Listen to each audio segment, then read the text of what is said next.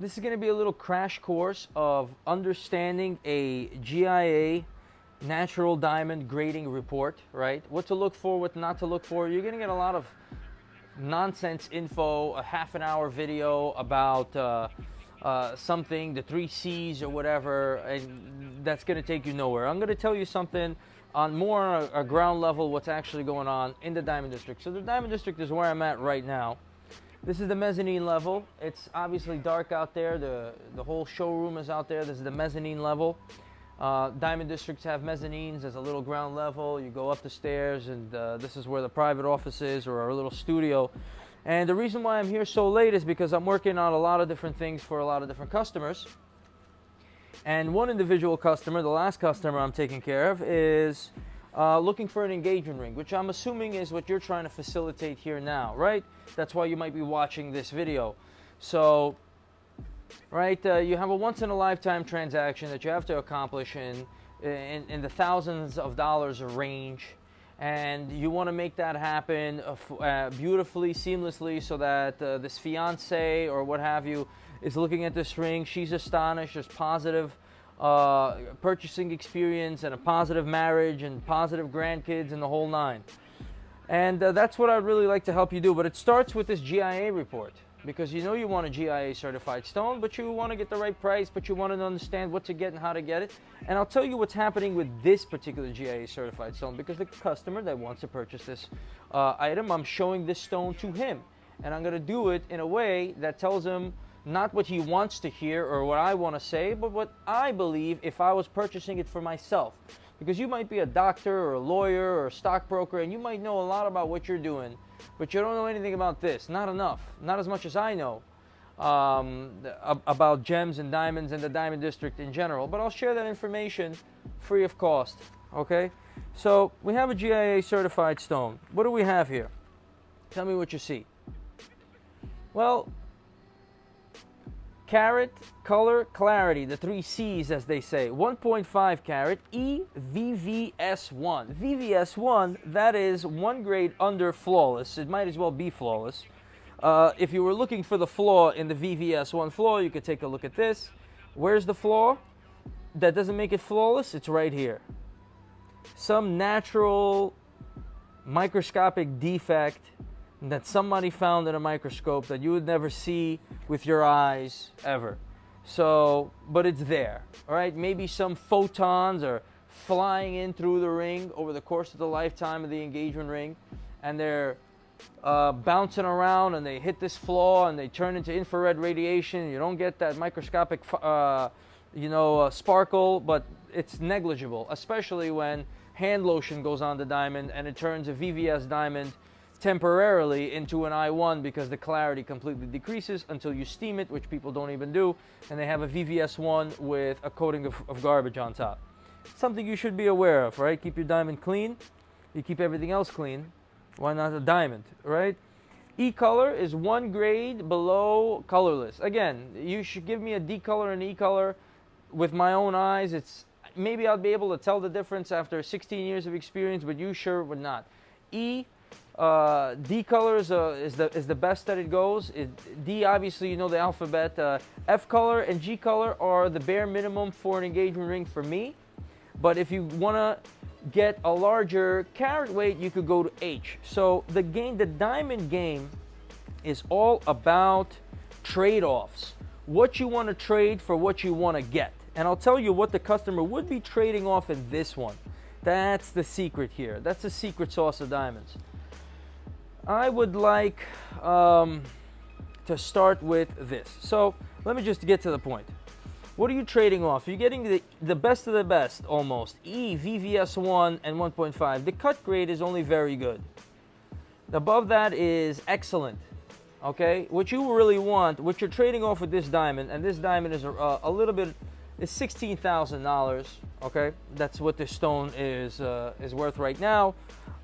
In the market, if you're watching this in 2025, the price might be adjusted, but you're trading off a cut grade that's very good, a polish that's very good, and a symmetry that's just good.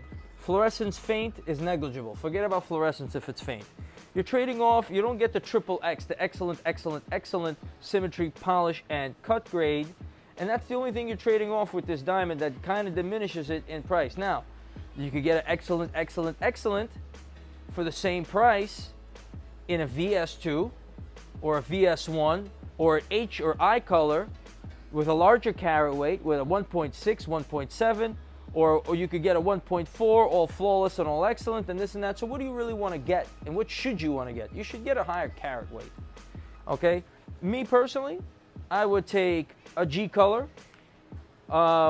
If that depends on the kind of girl you have, really, right? If you want a girl that just really wants that big rock there and she's not going to be picky and going crazy, you know, over it, get her, instead of getting her a EVVS and all this other stuff, get her a 2 carat or 1.85 carat, 1.95 carat diamond in a VS2 G color. Very good, and symmetry should also be very good. Good symmetry is like what it says, it's good. But in order for light to bounce around the diamond, the symmetry has to be just right. Or else you get a unique type of, different type of sparkle, not the end of the world. But very good is a good enough standard. And just to tell you, one is you got the colors, the highest colors start at D. Do you know why? Because it used to be a jeweler like myself would walk in, you know, the Duke of York or whoever the fuck was there, and they would be like, oh, what's the color of the grade?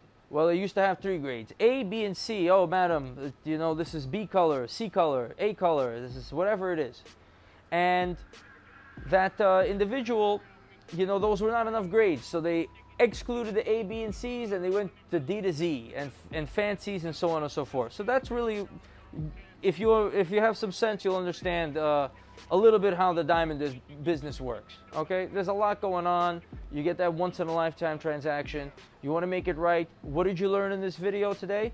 You learned where you want to make your trade.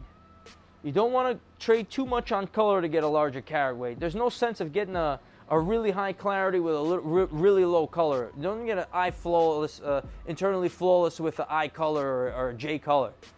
That flawless don't mean anything to me, because the color, the one thing about color is everywhere in a diamond. Flaws are only in one place. Color is everywhere. But if you have the G color, and F is F, I really love that color, but you could do G. You know, if you're not picky, you won't know the difference in G and H. I'll know the difference between G and F.